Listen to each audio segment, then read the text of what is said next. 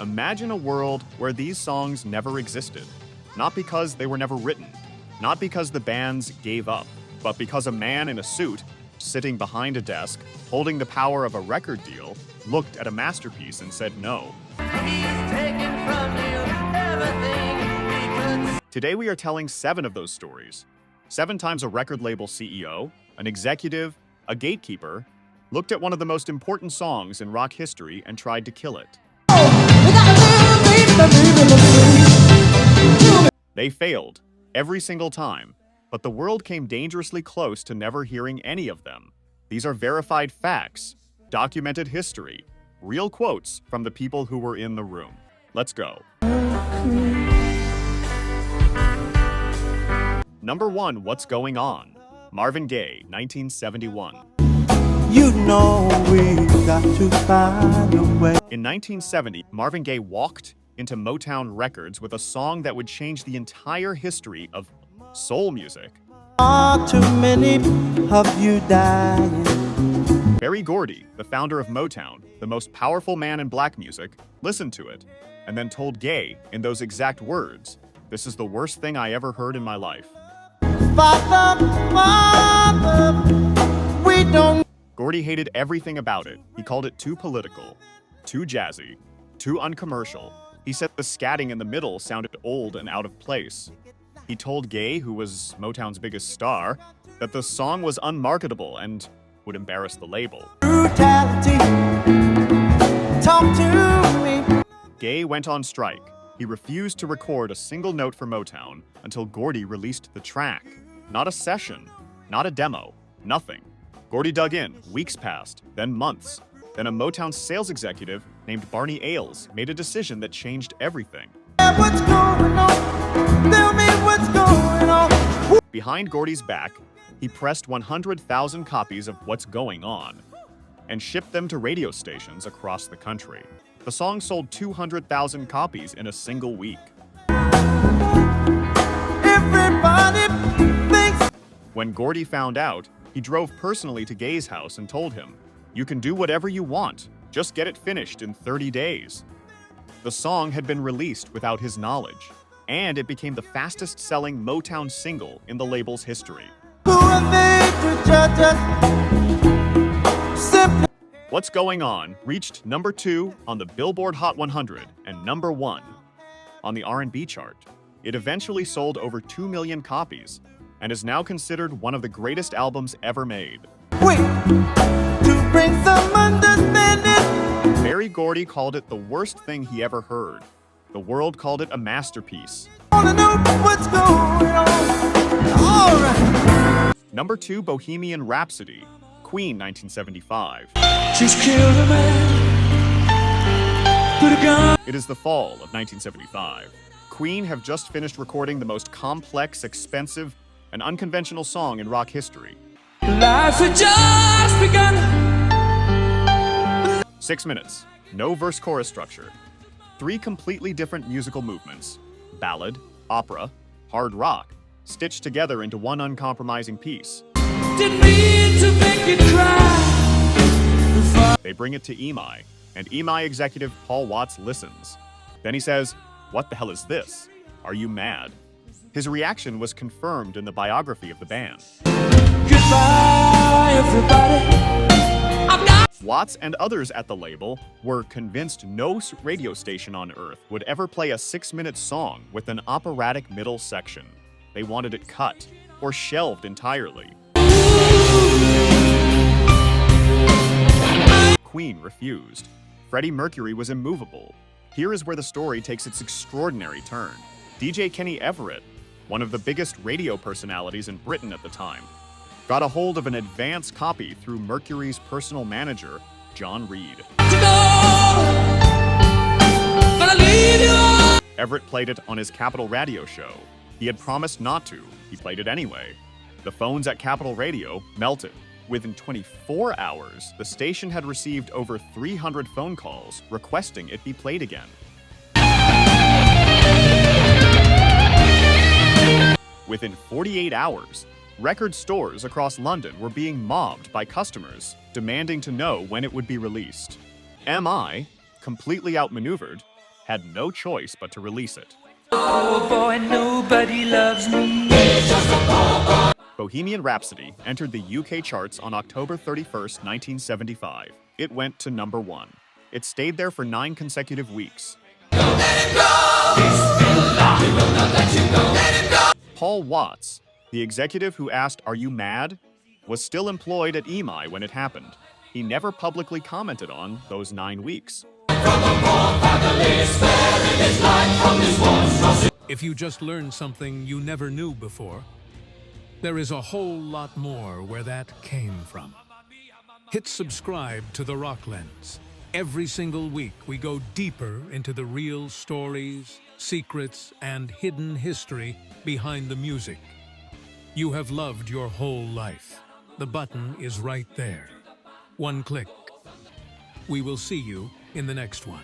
Number 3, Like a Rolling Stone, Bob Dylan, 1965. Once upon a time, you dressed so fine, through the bumps of dime in your... June 1965. Bob Dylan walks into Columbia Recording Studio A in New York and records a 6-minute, 34-second song. The longest, most lyrically dense, most raw piece of music Columbia Records had ever received as a potential single. Now you don't see... The sales and marketing department said no, absolutely not. Columbia was a label built around polished artists. Andy Williams, Johnny Mathis, easy listening. Their stated problem was the runtime. So proud about having to be... 6+ minutes was nearly twice the length of any single on the market. No radio station, they argued, would ever play it. Like a complete unknown. But their real problem was deeper. The entire raw, electric sound of Like a Rolling Stone was, in their words, way outside Columbia's comfort zone. It was rejected. Why you gone to the finest... Dylan's manager Albert Grossman refused to let them shorten it. The label was at a complete standstill. And then Sean Considine, a junior coordinator of new releases at Columbia, took matters into his own hands. School, all right, Miss Lonely, but you know you only used to get... He found a studio acetate of the song and slipped it to a DJ at a new Manhattan club called Arthur. A hot spot, packed. The DJ dropped the needle. People jumped to their feet. They danced the full 6 minutes. When it ended, they demanded it again. A radio DJ and a program director from New York's leading pop stations heard it that same night and were on the phone to Columbia the next morning, demanding commercial copies.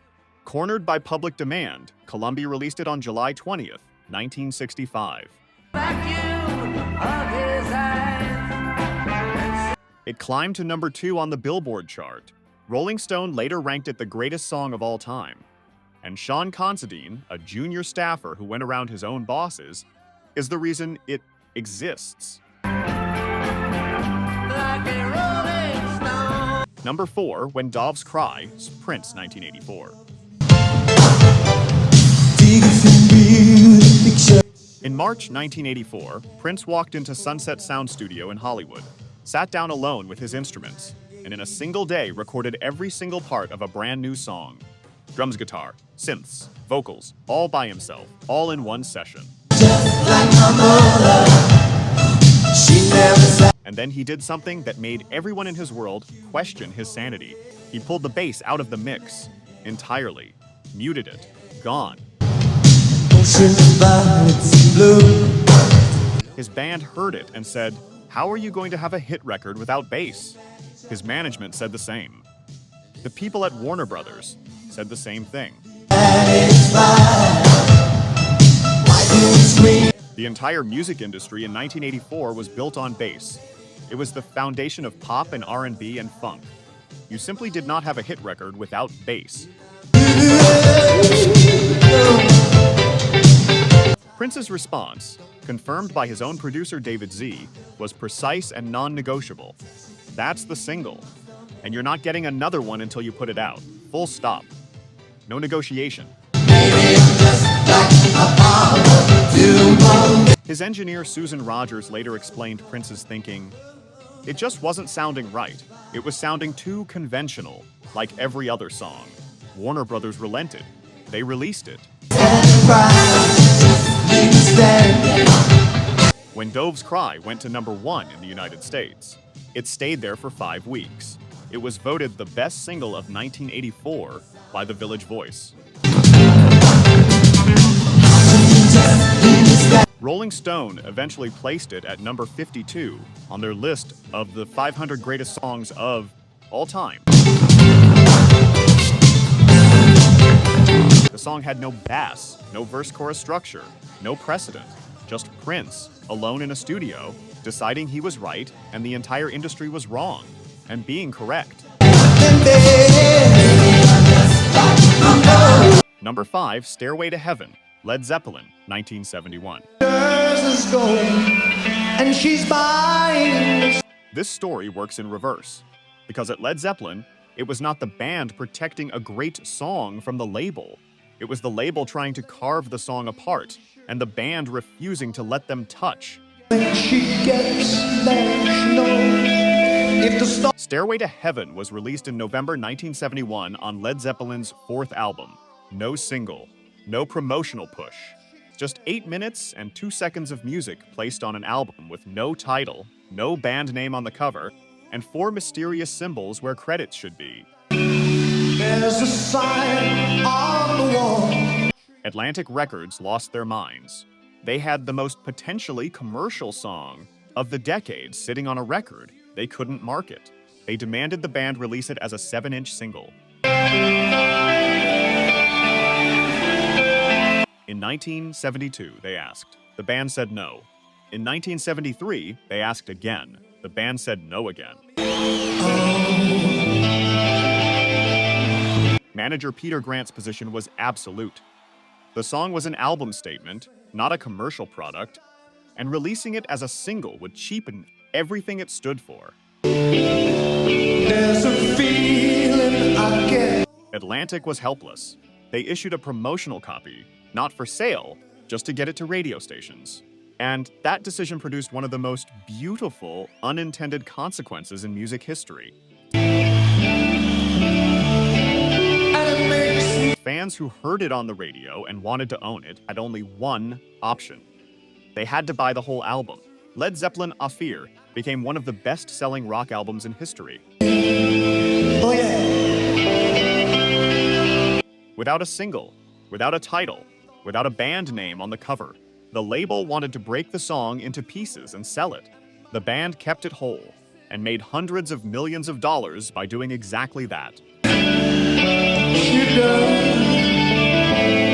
Number 6, Smells Like Teen Spirit, Nirvana, 1991. In the summer of 1991, the entire music industry was preparing for Nirvana's new album, Nevermind. They expected it to do modestly well. DGC Records had set their internal commercial target at matching Sonic Youth's album Goo, about 250,000 copies. That was considered realistic and ambitious for an alternative band. Nobody at the label heard Smells Like Teen Spirit as a crossover song. This is not a rumor. This is a confirmed quote on record. Danny Goldberg, who ran Nirvana's management firm, later said directly, "None of us heard it as a crossover song, but the public heard it and it was instantaneous." DGC's internal position was clear. Smells Like Teen Spirit would be the alternative rock track, the one for the core fans. Come As You Are was expected to be the mainstream crossover hit. That was the label's entire promotional strategy going into the campaign. When Smells Like Teen Spirit was sent to radio, it did not initially chart. It was only in regions of America with an established Nirvana, following that the song found early traction. Then campus radio picked it up. Then mainstream radio followed. Then MTV put the video in rotation. Then everything changed. Nevermind knocked Michael Jackson off the #1 spot on the Billboard 200 in January 1992. It It eventually sold over 30 million copies worldwide, and Smells Like Teen Spirit became the defining anthem of a generation. Nobody in the building saw it coming. Nobody heard what was actually on that tape, except the people who mattered most, the ones who weren't in a building at all. Number 7, Creep, Radiohead, 1992. In the summer of 1992, Radiohead recorded Creep by accident. They were in session at Chipping Norton Studios in Oxfordshire, struggling to record 2 other songs they actually believed in. When those sessions stalled, producers Sean Slade and Paul Coldery asked the band to play something, anything, to lift the mood. Radiohead played Creep. They considered it a throwaway. Nobody in the band knew the tape was rolling. 1 take. Done. The room erupted in applause. The producers called EMI immediately and told them to release it as a single. EMI agreed. Radiohead almost didn't. Creep was released on September 21st, 1992. BBC Radio 1, Britain's most powerful music broadcaster, listened to it and officially banned it from their playlist. Their stated reason: the song was too depressing. It charted at number 78. It sold 6,000 copies. It was, by any commercial measure, a disaster. Radiohead moved on to their second single. And then something happened on the other side of the world.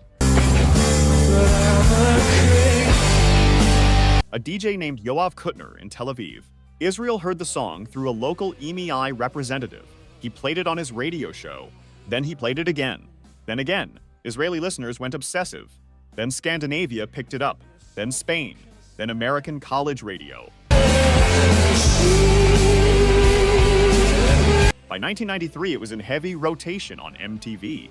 Creep was re-released in the UK in 1993 and reached number 7. It almost certainly saved Radiohead from being dropped by EMI entirely. The BBC called it too depressing. It turned out to be one of the most universally resonant songs ever recorded.